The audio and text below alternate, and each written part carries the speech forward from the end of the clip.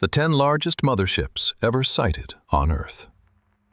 Some nights, in the middle of thousands of people staring at the same patch of sky, something appears that no one can explain. It's not a distant, blinking light. It's a structure. Solid, silent, the size of a stadium, a neighborhood, sometimes an entire city. In this video, you'll meet the 10 largest motherships ever reported in the history of ufology. From a sky battle recorded more than 400 years ago to the most witnessed sighting in modern history. We're counting from smallest to biggest, and I promise the final case on this list is the most staggering of them all. Stick around to the end. Before we start, a quick explanation. When ufologists talk about a mothership, they don't mean small, isolated saucers, the classic little flying pans from old movies. They mean objects described as immense, V-shaped, triangular, boomerang-shaped, or disc-shaped structures said to span hundreds of meters. In some accounts, more than a kilometer long. Objects so large that, according to witnesses, they blotted out the stars behind them as they passed. Within UFO culture, the hypothesis is that these gigantic structures function as mobile bases, carrying smaller craft inside them, the way an aircraft carrier carries fighter jets, hence the nickname mothership. It's important to say, in all honesty, none of these cases has physical proof, recovered and analyzed in the lab, confirming an extraterrestrial origin. What exists are testimonies, radar data, controversial photographs, and, in some cases, declassified military documents. Every one of these sightings also has conventional explanations proposed by skeptics, and we'll mention those explanations throughout the video, because a good documentary shows both sides. With that said, let's start our countdown at number 10. 10th place, the Celestial Battle of Nuremberg, 1561. Our first case has no photograph, no video, no radio recording. It has a woodcut more than 460 years old. At dawn on April 14, 1561, residents of the German city of Nuremberg reported a terrifying spectacle in the sky. Dozens, according to some accounts, hundreds of spherical, cylindrical, and cross-shaped objects emerging from the sun and moving erratically, as if locked in combat with one another. In the middle of it all, witnesses described a large black triangular object appearing, said to have remained visible for over an hour before everything ended with a kind of smoke and debris falling outside the city. A local artist and printer named Hans Glaser recorded the event in an illustrated broadsheet published that same April, featuring a detailed engraving of the scene and a text describing what was supposedly seen. That document survives to this day and is archived in a library in Switzerland.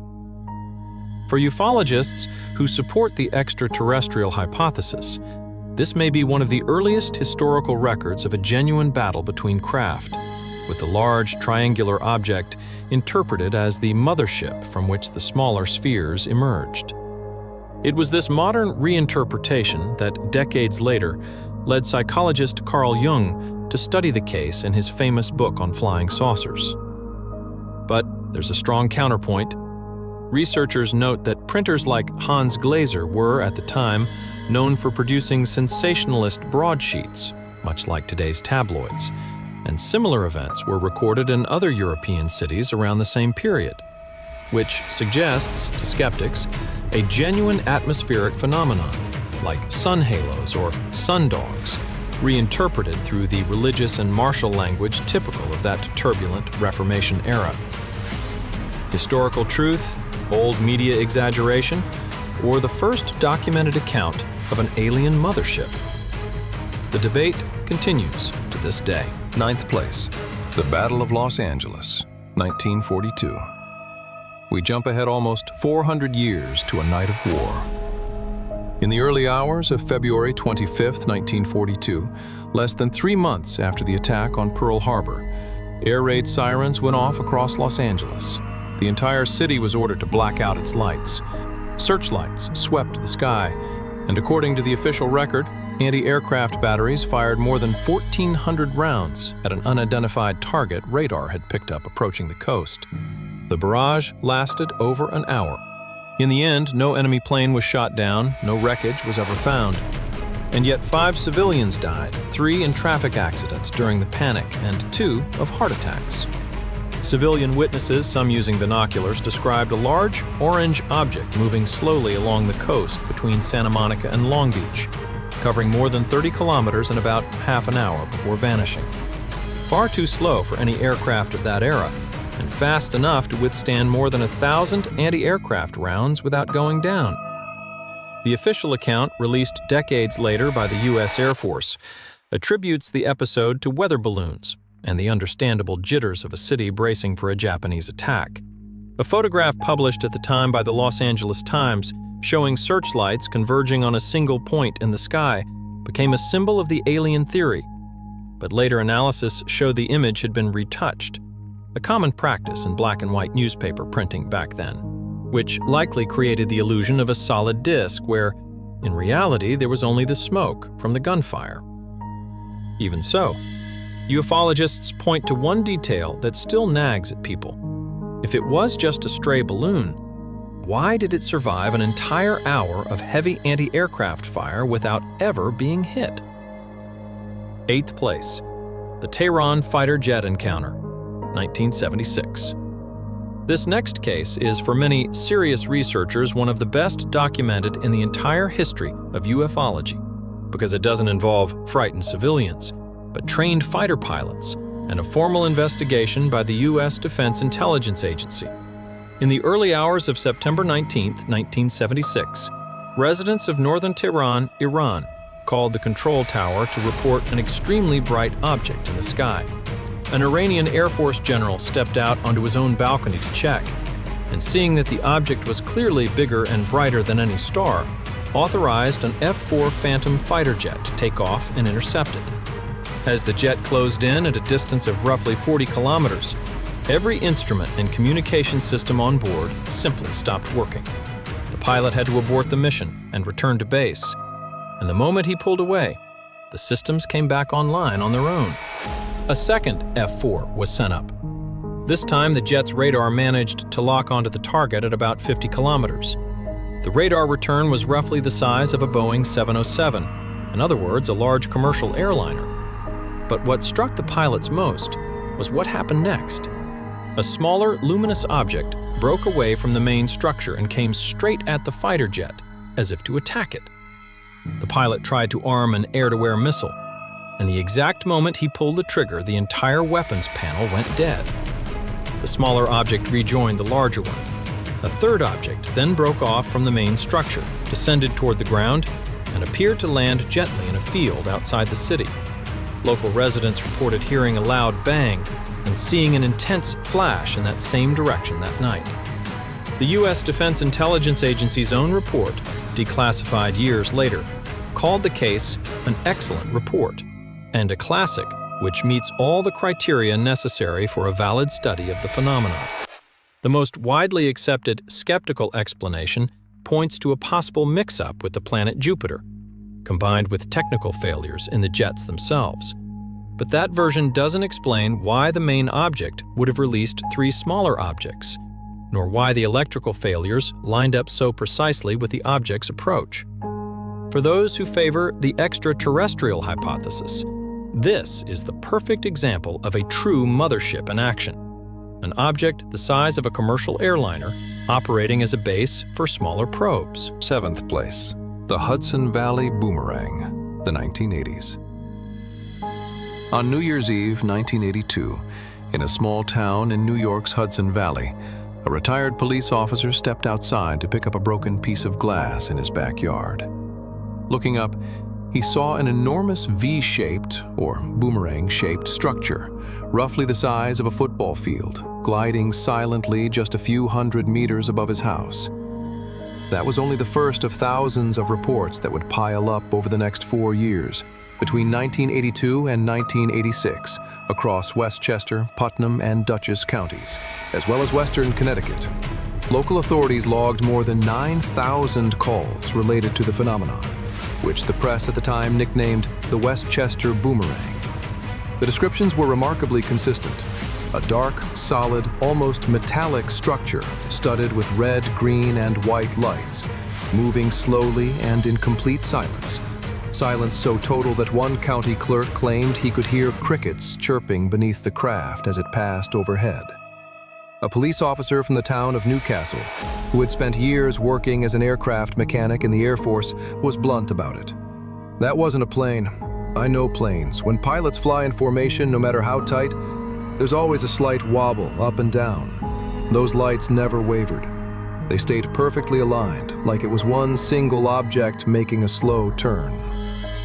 The official explanation, issued by the state police in 1984, pointed to a group of private pilots flying small Cessnas in tight formation, with lights rigged to change color and the undersides of the planes painted black to make them harder to spot at night. Supposedly a prank that got out of hand. Some of those pilots did come forward and admit to staging part of the sightings. But that explanation doesn't account for everything. Reports of sharp right-angle turns, of hovering, stopping dead still in midair, and of a solid single structure with no visible gaps between the lights kept coming in even after the pilots confessed. For many ufologists, the real boomerang and the prank planes were two different phenomena happening at the same time, in the same region, and only one of them was ever solved.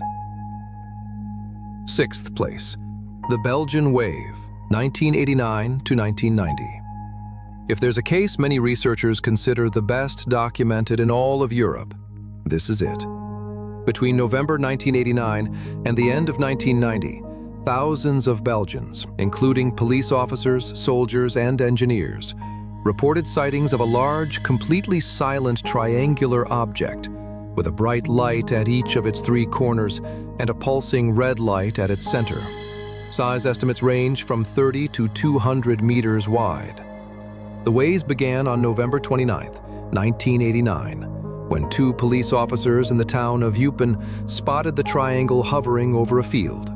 One of them later said the light was so bright you could have read a newspaper by it.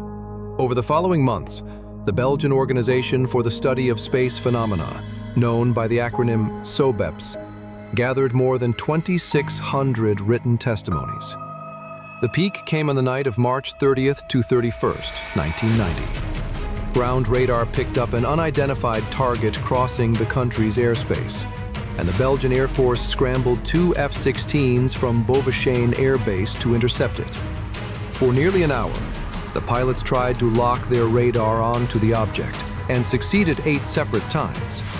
But every time they got a lock, the object reacted in a way no known aircraft could match, instantly accelerating from roughly 250 kilometers per hour to over 1,800 kilometers per hour in a matter of seconds, followed by abrupt changes in altitude, from 9,000 feet down to almost ground level, with no smooth transition at all.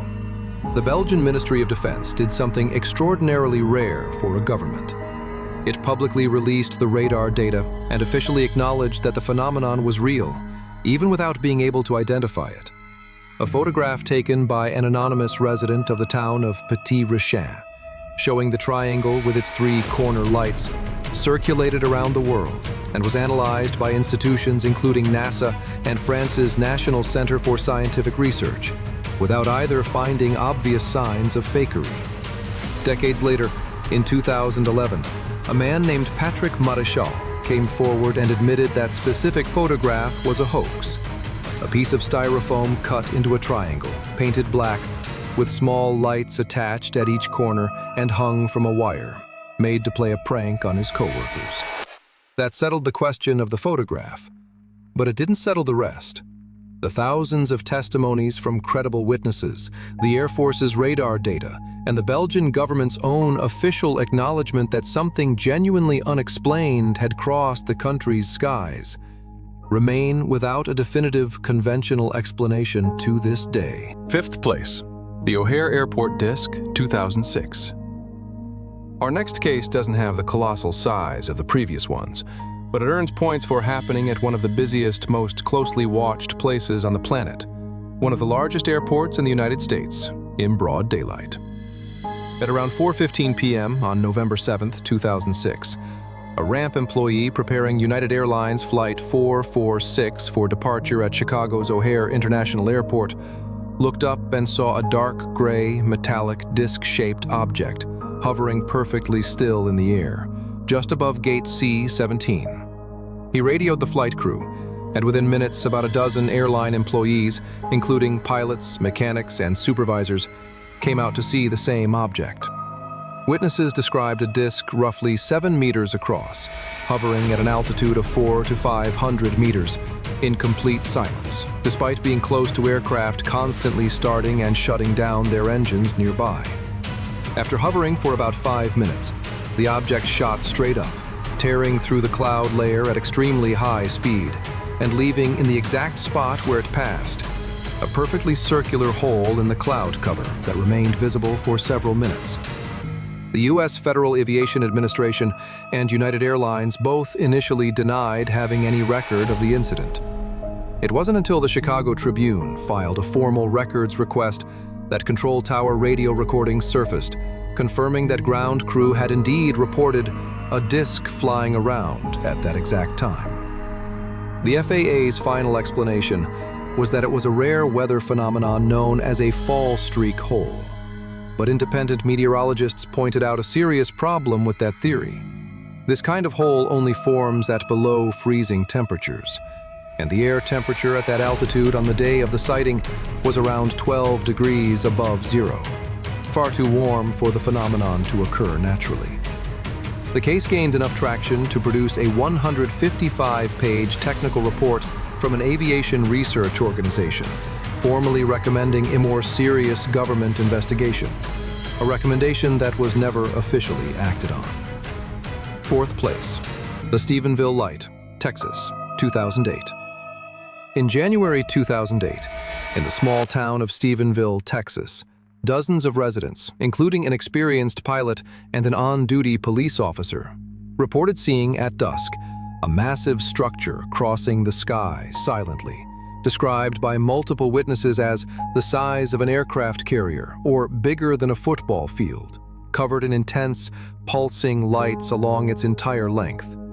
The sighting made national headlines when a local pilot with decades of flying experience told reporters he'd seen the object up close enough to say with certainty, "That was not an airplane that I've ever flown, and I know most of the aircraft that fly in this region."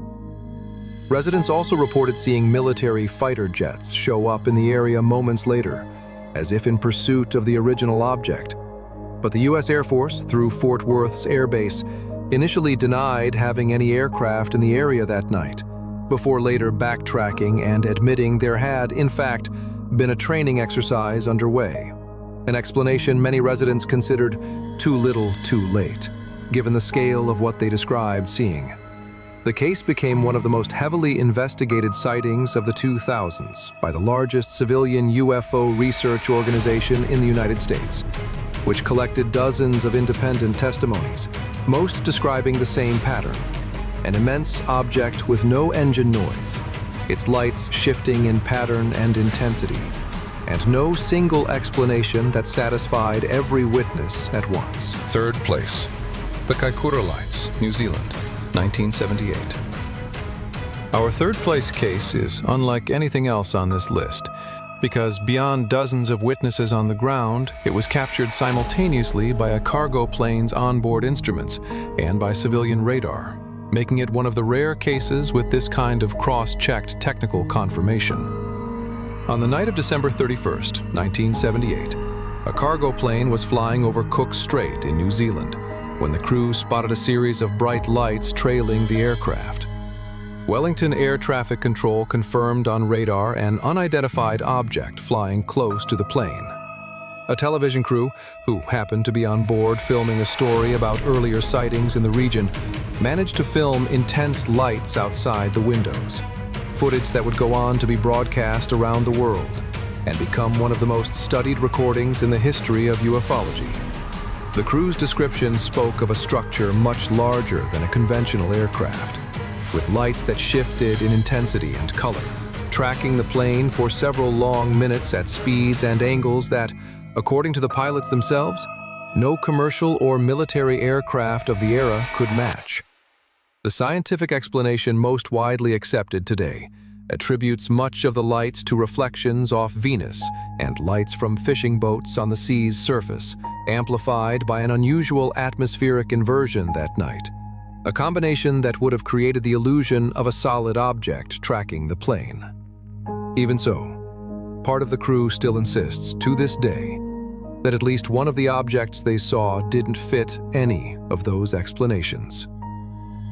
Second place, Aerial School, Zimbabwe, 1994. We've reached our runner-up, and this is, without a doubt, one of the most emotionally powerful accounts in all of ufology, because every witness was a child.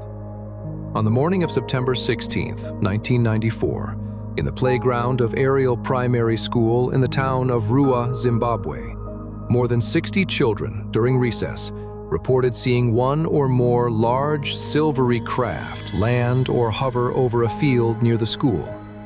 According to the children's accounts, tall beings with large, dark eyes emerged from the structure and remained visible for several minutes before the craft took off again. The case drew international attention, mainly because it was investigated months later by Harvard psychiatrist and professor John Mack, a respected researcher who interviewed dozens of the children individually. In his recorded interviews, the children, who had not had any prior contact with one another about the specific details of the sighting, independently described strikingly similar elements: the shape of the craft, the appearance of the beings, and even the sensation of a silent message received telepathically, warning them to take care of the environment and the planet's future. Skeptics point out that children are notoriously suggestible witnesses, especially in groups, and that a herd effect, where one child begins describing something and the others unconsciously reshape their own memories to fit the shared narrative, could explain the consistency of the accounts without any real event ever taking place. Even so, the sheer number of children, the initial independence of the testimonies Mack collected, and the absence of any obvious motive for the children to make up the story have kept this case among the most debated in ufology worldwide to this day. First place, the Phoenix Lights, 1997. And we finally arrived at the most staggering case on this list. Considered by many ufology historians the most widely witnessed mass sighting in history. On the night of March 13th, 1997, between 7:30 and 10:30 p.m., a massive formation of lights crossed the sky along a stretch of nearly 500 kilometers, from the Nevada border, across the entire Phoenix metropolitan area in Arizona, all the way to the outskirts of Tucson. Thousands of people, across an area home to nearly 3 million residents, witnessed the same phenomenon at the same time. A solid V-shaped or boomerang-shaped structure with 6 to 8 intense reddish lights lined up along its underside, moving slowly in complete silence, just a few thousand feet up. Size estimates made by multiple independent witnesses using visual references on the ground, like how much of the structure blocked out the mountains behind it, ranged from bigger than a football field to nearly 1.5 miles wide. One mother reported that the structure came to a complete stop directly over her neighborhood for about 5 minutes, taking up between 30 and 40 degrees of the visible sky before slowly continuing south. Among the witnesses was Arizona's governor at the time, Fife Symington, an experienced pilot and former U.S. Air Force officer. At the time, Symington held a press conference, publicly mocking the episode, even bringing his own chief of staff out on stage dressed as an alien in an attempt to calm the public down. 10 years later, in 2007, Symington came forward again, this time admitting that he himself had seen the object that night, and that he had never seen anything like it in his entire career as a pilot. His words from that admission still circulate today. He described the object as unlike anything he had ever seen, and said that deep down, he simply knew it wasn't from this world. The official explanation released by the Air National Guard attributes the phenomenon to two separate, unrelated causes. A group of A-10 Thunderbolt military jets flying in a training formation, and hours later, a second group from the same unit dropping illumination flares by parachute during an exercise in the same area. According to this version, the local mountains, invisible at night, would have partially blocked the view of the planes, creating the illusion of a single solid structure, when in fact they were separate lights from separate aircraft. The problem is, that explanation never fully convinced the thousands of witnesses to the first sighting, the more striking of the two, which occurred hours before the confirmed military exercises, when the V-shaped object was seen moving in a cohesive, silent, structured way, with no sign of being made up of separate aircraft flying in formation. To this day, no government agency has offered a specific official explanation for that first, larger sighting of the night, which has made Phoenix, for much of the global UFO community, the single most iconic chapter in the entire history of reported motherships on Earth. And that brings us to the end of our list of the 10 largest motherships ever sighted on Earth. From the sky battle over Nuremberg more than 400 years ago, to the night an entire city in Arizona stopped and looked up together at the same mystery. None of these cases has definitive proof, but together they form one of the greatest puzzles humanity carries. What if, on some of those nights, we really weren't alone? Let us know in the comments which of these 10 cases surprised you the most, and whether you think any of them could genuinely have been a visit from another world. If you enjoyed this dive into ufology, drop a like, subscribe to the channel, and hit the bell, because next week, we're opening the files on another great mystery science still hasn't fully explained. See you next time.